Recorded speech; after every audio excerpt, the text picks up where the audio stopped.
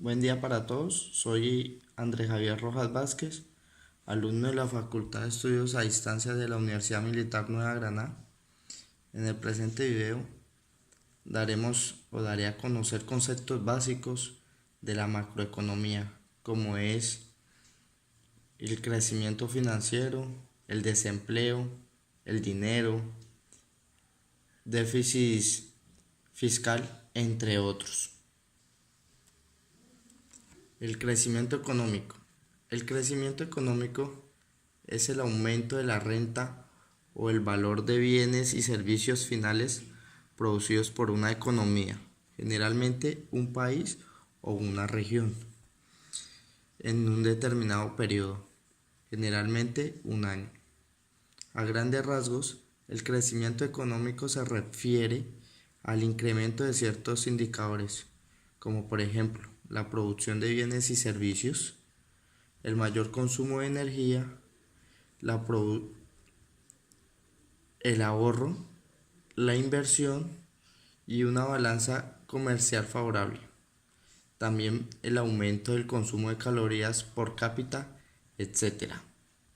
La mejora de estos indicadores debería llevar teóricamente a un alza de los estándares de vida en la población. El crecimiento económico se mide con el indicador del Producto Bruto Interno, o PIB, como el aumento porcentual del PBI en un año. El Producto Bruto Interno es el valor de todos los bienes y servicios finales producidos en el país en un determinado periodo de tiempo y a precios de mercado.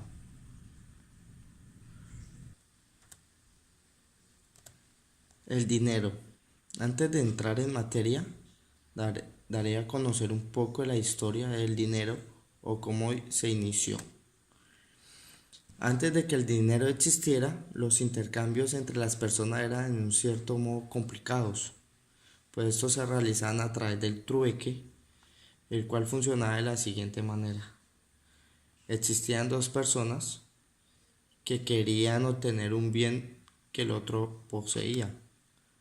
Para que se realizara el intercambio entre ellos, se debería generar un escenario en el que ambos quisieran negociar al mismo tiempo y por cantidades simbólicas iguales entre sus bienes. El negocio es exitoso en el momento que se intercambian los bienes sin la mediación de otro objeto. Esta práctica fue muy común en las sociedades precolombinas, que en algunos casos derivó en el uso de otros artefactos intermediarios que permitían el intercambio, tales como las telas, el cacao, etc. En esa época o en ese momento se inició el comercio. Seguimos con las funciones del dinero. El dinero tiene tres funciones primordiales, como son: primero, el medio de pago o de cambio; segundo, es unidad de cuenta; tercero, depósito de valor. El primero, medio de pago o de cambio.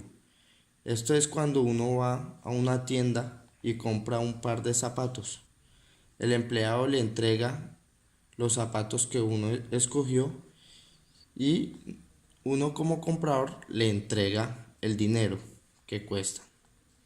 Esta es la función primordial del dinero: facilitar un intercambio por tratarse de un bien convencional de aceptación general y garantizada por el Estado. Segundo, unidad de cuenta. Es utilizado para expresar el valor de un bien o un servicio. Por ejemplo, cuando usted va a la tienda y ve que un jugo vale 200 pesos y no vale 5 dulces o X cantidad de producto. Tercero, depósito de valor. Es decir, que el individuo que ha obtenido dinero posee un poder adquisitivo que podrá materializar en el momento que estime oportuno, en el momento futuro. Seguimos con los tipos de dinero.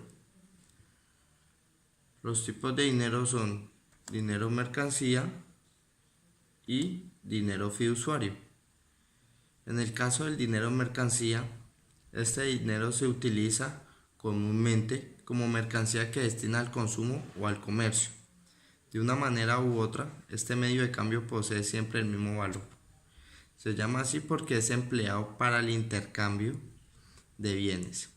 En el caso de bienes como el oro y la plata o los cigarrillos, es un recurso también monetario, posee un valor propio y puede ser utilizado como dinero mercancía. Junto a lo que representa, este material posee una validez equivalente a las denominaciones conferidas en intercambios económicos.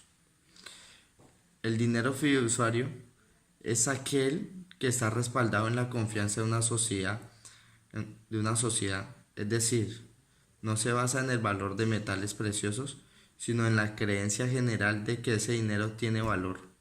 También se conoce como papel moneda o dinero inconvertible.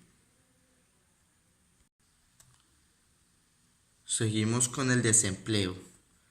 El desempleo, un concepto básico, es que el desempleo se debe tener en cuenta porque es una de las problemáticas en nuestra sociedad.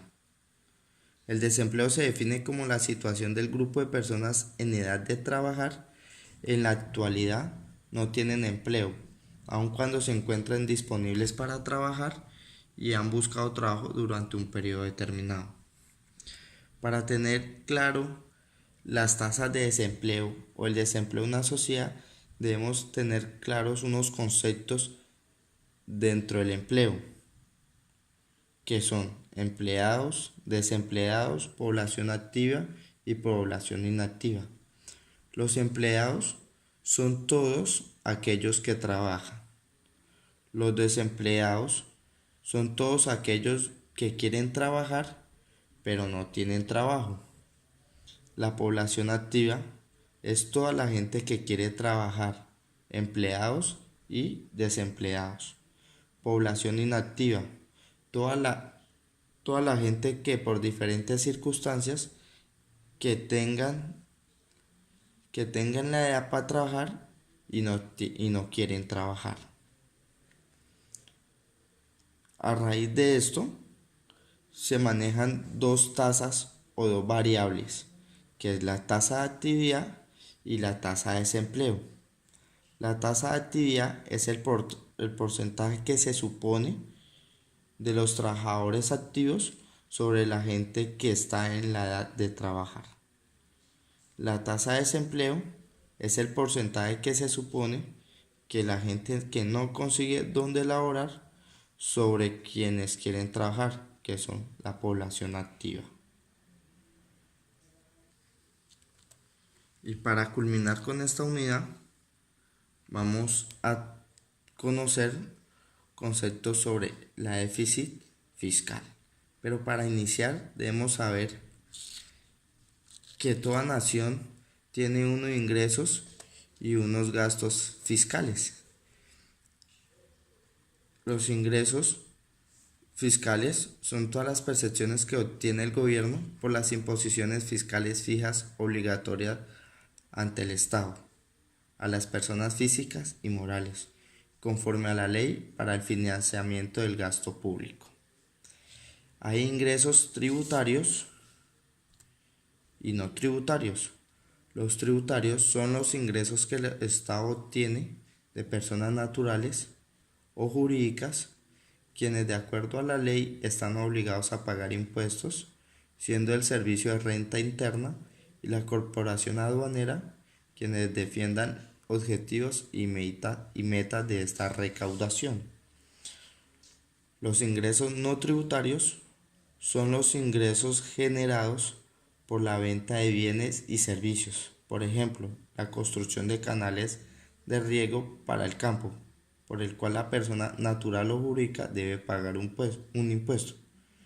También está el cobro de tasas, como por ejemplo los aeroportuarios, las contribuciones, como el cobro por el incumplimiento de contratos, la de renta e inversiones que hace el Estado, ya sea con la empresa pública o privada. También están las multas por incumplimiento de contratos y otros ingresos que se generan por actividades propias de las instituciones del Estado.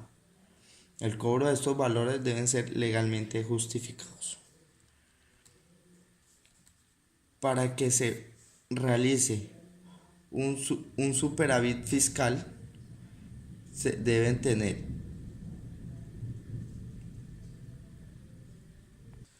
para que se presente un superávit fiscal es la diferencia positiva entre los ingresos y los egresos públicos en un plazo determinado. Para que en una nación haya déficit fiscal, es la diferencia negativa entre los ingresos y los egresos públicos en un cierto plazo determinado y trata del resultado negativo de las cuentas del Estado. Cuando los gastos estatales superan a los ingresos, se produce el déficit fiscal.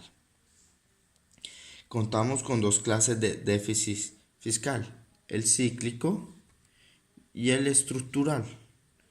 El cíclico es aquella parte del déficit público que tiene su origen en los efectos producidos por una crisis económica sobre los ingresos no financieros y sobre los gastos. Este déficit tiende a desaparecer cuando se recupera la actividad económica y se alcanza el superávit fiscal. El déficit fiscal estructural es una expresión que se utiliza en el contexto económico para definir al déficit público de naturaleza constante, que se origina independientemente de la influencia del periodo económico sobre la renta y los gastos. Este tipo de déficit resulta negativo para la economía de cualquier país, indicando un mal manejo en las políticas económicas del mismo. Espero que este corto y sustancioso video haya sido de agrado para todos. Muchas gracias.